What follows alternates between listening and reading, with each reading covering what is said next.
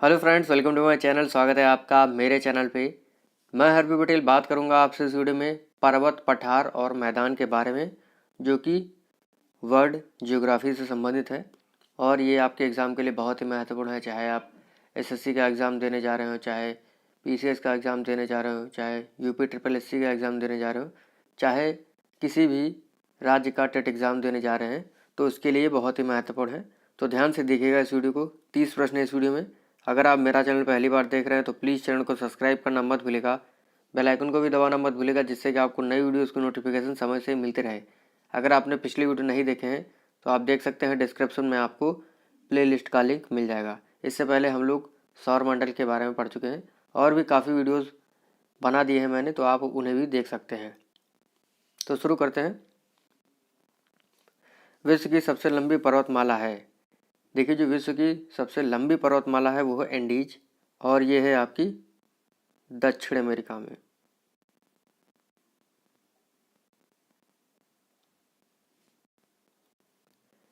Andes पर्वतमाला की सर्वोच्च चोटी कौन सी है? तो एकांकगुआ जो है, एकांकगुआ, ये एंडीज पर्वतमाला की सर्वोच्च चोटी है। विश्व की सबसे ऊंची चोटी है Kilimanjaro, Mount Everest, Aconcagua, Mount McKinley. तो माउंट एवरेस्ट आपको पता ही है, विश्व की सबसे ऊंची चोटी माउंट एवरेस्ट है, जो कि कहाँ है? नेपाल में। नेपाल में इसे सागर माथा भी कहते हैं। ठीक है। और भारत की सबसे ऊंची चोटी K2 गार्डविन आस्टीन है। ये बात ध्यान रखिएगा, माउंट एवरेस्ट नेपाल में है और K2 यानी गार्डविन आस्टीन भारत में है। यूरोप में अल्पास, उत्तरी अमेरिका में रॉकीज और दक्षिण अमेरिका में इंडीज किसका उदाहरण है? वलित पर्वत, ब्लैक पर्वत, विच्छेदित पर्वत या ज्वालामुखी पर्वत? तो ये है वलित पर्वत या मोड़दार पर्वत।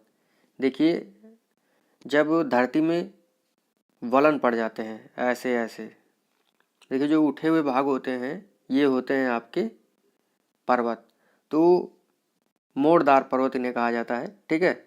और अल्पस, रॉकीज और एंडीज के साथ साथ हिमालय और यूराल जो पर्वत हैं वो भी आपके वलित पर्वत हैं। ठीक है। अगला है ब्लैक हिल, ब्लू हिल तथा ग्रीन हिल नामक पहाड़ियाँ कहाँ हैं? Australia, Brazil, USA, Canada. तो ये जो पहाड़ियाँ हैं ये है यूएसए में। अगला है हिमालय पर्वत कैसा है? संग्रहित पर्वत, अवशिष्ट पर्वत, वलित पर्वत या इनमें से कोई नहीं? तो अभी मैंने आपको बताया था हिमालय कैसा पर्वत है? वलित पर्वत। उत्तर अमेरिका की सर्वोच्च पर्वत चोटी कौन सी है, यानी उत्तरी अमेरिका की सबसे ऊंची चोटी कौन सी है? तो यह है माउंट मैकिनले। ठीक है, याद रखिएगा। अगला है पिरेनीज पर्वत निम्नलिखित में से किन देशों के बीच स्थित है? फ्रांस और स्पेन, इंग्लैंड और आयरलैंड, इटली और फ्रांस, बुल्गारिया और यूनान। तो पिरेनीज जो पर्वत है ये स्थित है फ्रांस और स्पेन के बीच। कौन सा पर्वत महाद्वीपीय जल विभाजक के रूप में जाना जाता है? कौन सा पर्वत महाद्वीपीय जल विभाजक के रूप में जाना जाता है? तो ये है रॉकीज पर्वत। अवशिष्ट पर्वत देखिए कौन है इसमें? Aravalli, Appalachian, Fujiyama, Vindhyachal. तो अवशिष्ट पर्वत जो हैं वो है अरावली और विंध्याचल। अवशिष्ट पर्वत अपरदन की क्रिया के फलस्वरूप निर्माण होता है इनका, अवशिष्ट पर्वतों का। ये बात ध्यान रखनी है आपको। ठीक है। तो अवशिष्ट पर्वत अरावली, विंध्याचल और सतपुड़ा है। ठीक है, ये बात आपको ध्यान रखनी है। अगला है भ्रंशोत्थ पर्वत यानी ब्लैक माउंटेन किसे कहते, मतलब इनमें से कौन से हैं? Vosges, Black Forest, Sierra Nevada, ननाब्दीज या इनमें से कोई नहीं? तो भ्रंशोत्थ पर्वत जो होते हैं वो होते हैं वासेज, ब्लैक फॉरेस्ट और सियारा नेवादा, यानी ऑल ऑफ एबव। देखिए, भ्रंशोत्थ पर्वत ऐसे पर्वत होते हैं जब धरातल पर जो है तनाव और खिंचाव होता है। धरातल पर जब तनाव और खिंचाव होता है जिसकी वजह से पृथ्वी का या धरातल का कुछ हिस्सा ऊपर उठ जाता है, कुछ हिस्सा जो है धंस जाता है। तो ये जो उठे वाले भाग हैं ये होते हैं आपके भ्रंशोत्थ पर्वत। ठीक है, याद रखिएगा। यानी जब धरातल पर तनाव और खिंचाव आता है जिसकी वजह से पृथ्वी का कुछ भाग धंस जाता है और कुछ भाग उठ जाता है, तो उठे हुए भाग जो है भ्रंशोत पर्वत कहलाते हैं। ठीक है, ये बात आपको ध्यान रखनी है। हिमालय की उत्पत्ति किस भूसन्नत से हुई है? तो ये हुई है टेथिस।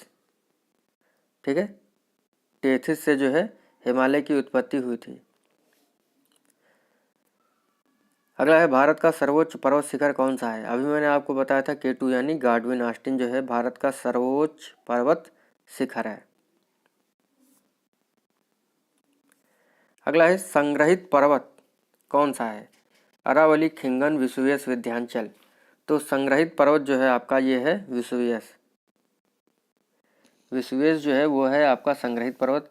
देखिए धरातल पर जब मिट्टी, कंकड़, बालू, लावा इत्यादि जो है एक जगह पर लंबे समय तक इकट्ठा होता जाता है और एक ऊंचा टीला तैयार हो जाता है, तो वो होता है आपका संग्रहित पर्वत, जिसमें विसुवियस जो है वो संग्रहित पर्वत है। इसके अलावा फ्यूजियामा जो जापान का ज्वालामुखी पर्वत है वो भी संग्रहित पर्वत है। आल्पस पर्वत की सर्वोच्च चोटी कौन सी है, यानी सबसे ऊंची चोटी कौन सी है? तो ये है माउंट ब्लैंक। विश्व के विशाल वलित पर्वतों की रचना आज से लगभग कितने मिलियन वर्ष पूर्व हुई थी? तो ये हुई थी 30 मिलियन वर्ष पूर्व।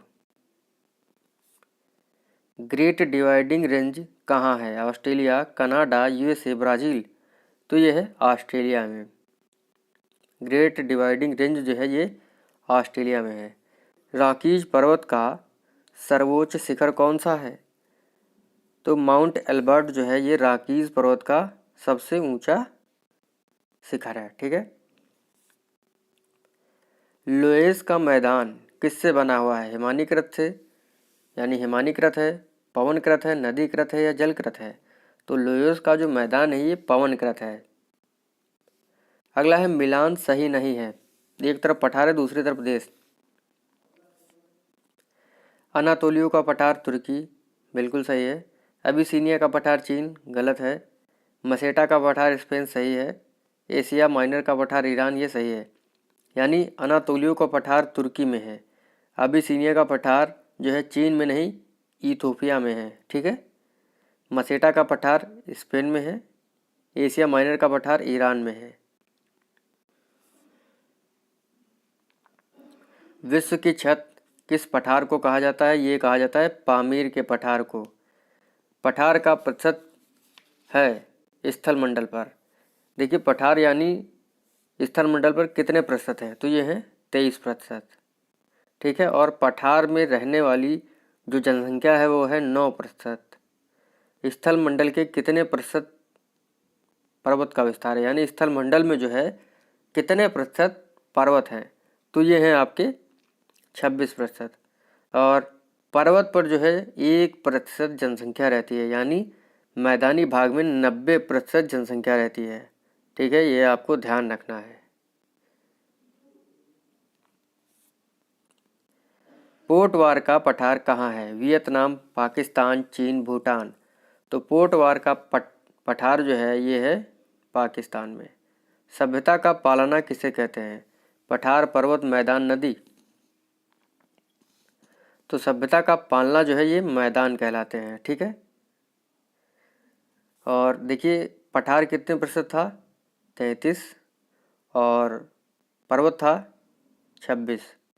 59% जो है पठार और पर्वत हैं, तो 41% जो है मैदान है। ठीक है, और इन मैदानों में 90% जनसंख्या रहती है, क्योंकि मैंने आपको बताया था कि पठार में 9% और 1% पर्वतीय भाग में, तो 90, 9 और 1 100। ठीक, आप समझ गए होंगे। यानी 90% जनसंख्या मैदानी भाग में, 9% जनसंख्या पठारी भाग में और 1% पर्वतीय भाग में। ठीक है, 23% जो है वो हैं आपके पठार, 26% आपके पर्वत और 41% भाग में जो है आपके मैदान है। ठीक है, याद रखिएगा। अगला संप्राय मैदान का निर्माण किसके द्वारा होता है? तो ये होता है नदी के द्वारा। अगला है ड्रैकेंसबर्ग पर्वत कहाँ है? तो ड्रैकेंसबर्ग पर्वत दक्षिण अफ्रीका में है। वेरी वेरी इंपॉर्टेंट प्रश्न है ये, याद रखिएगा। लोएस का मैदान कहाँ है? तो लोएस का जो मैदान है ये है आपका कहाँ? चाइना में। मैदान में कितने प्रतिशत जनसंख्या रहती है? 40, 60, 90 या 2?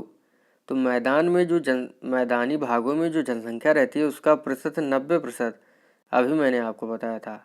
1% पर्वतीय क्षेत्रों में, 9% पठारी भाग में। तो 90% जनसंख्या मैदानी भागों में रहती है। अगला है पठारी भाग में कितने प्रतिशत जनसंख्या रहती है? तो 9%। अभी मैंने आपको बताया है। इस प्रकार से आज का हमारा पठार, पर्वत और मैदान जो कि विश्व से संबंधित हैं समाप्त होते हैं और इनसे ही लगभग एग्जाम में प्रश्न पूछे जाते हैं। तो थैंक यू फ्रेंड्स, मिलते हैं आपसे अगले वीडियो में।